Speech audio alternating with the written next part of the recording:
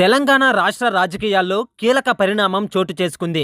Formula ఈ car race నిర్వహణలో నిధుల దుర్వినియోగం కేసులో మాజీ మంత్రి బీఆర్ఎస్ వర్కింగ్ ప్రెసిడెంట్ కేటీఆర్ను విచారించేందుకు అవినీతి నిరోధక శాఖ అడిగిన అనుమతికి గవర్నర్ జిష్ణుదేవ్ వర్మ సంతకం చేసినట్లు సమాచారం. ఈ నిర్ణయంతో కేసు దర్యాప్తు వేగం పెరిగే అవకాశం కనిపిస్తోంది.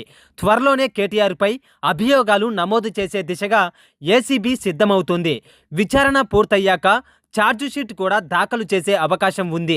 ఇదే కేసులో కీలక నిందితుడిగా పేర్కొన్న ఐఏఎస్ అధికారి అరవింద్ కుమార్పై చర్యలకు అనుమతి కోసం రాష్ట్ర ప్రభుత్వం డీఓపీటీకి లేఖ పంపింది. కేంద్రం అనుమతి ఇస్తే ఆయనపై కూడా కేసులు నమోదు చేసే అవకాశాలు కనిపిస్తున్నట్లు అధికారిక వర్గాలు వెల్లడించాయి.